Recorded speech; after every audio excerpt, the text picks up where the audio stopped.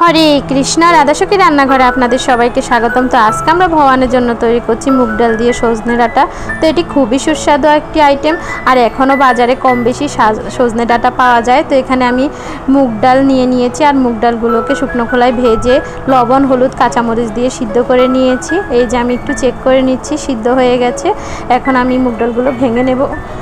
আর এখানে আমি ফ্রাই প্যানে দিয়ে দিয়েছি সাদা তেল, আর সাদা তেলের মধ্যে এখন আমি সজনে ডাঁটাগুলো দিয়ে এর মধ্যে হলুদ লবণ দিয়ে ঢেকে আমি সজনে ডাঁটাগুলো খুব সুন্দর করে লাল লাল করে ভেজে নেব, যেন সজনে ডাঁটাগুলো আধা সিদ্ধ হয়ে যায়। তো কিছুক্ষণ পর ঢাকনা উঠিয়ে আমি সজনে ডাঁটাগুলো নেড়ে চেড়ে আবারও ঢেকে সজনে ডাঁটাগুলো লাল লাল হয়ে ভাজা পর্যন্ত অপেক্ষা করব। তো যখনই সজনে ডাঁটাগুলো হালকা লাল লাল হয়ে যাবে তখন আমি নামিয়ে নেব। আর এখানে আমি আমার সেই ডালের পাত্রের মধ্যে দিয়ে দিয়েছি একটু সরিষার তেল আর একটি শুকনো মরিচ ফোড়ন দিয়ে।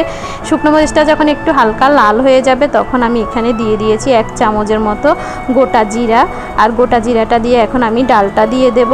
তো ডালটা যখন খুব ভালোভাবে ফুটে উঠবে তখন আমি এতে ভেজে রাখা সেই সজনে ডাঁটাগুলো দিয়ে আবারও ঢেকে রান্না করব যতক্ষণ পর্যন্ত সজনে ডাঁটাটা সম্পূর্ণ সিদ্ধ হচ্ছে।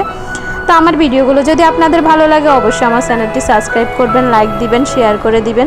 তো এই যে কিছুক্ষণ পর নেড়ে ছেড়ে আমি রান্না করার পরে কিন্তু সজনে ডাঁটাগুলো সিদ্ধ হয়ে গেছে, আমি চেক করে নিয়েছি। এই যে দেখুন রেডি হয়ে গেছে। আমি কিন্তু বেশি একটা মশলা দেব না। তো এরপর আমি এটি ভগবানকে অর্পণ করেছি, আর সবাই মিলে আস্বাদন করেছি পরম সুস্বাদু কৃষ্ণপ্রসাদ। হরে কৃষ্ণ। ধন্যবাদ।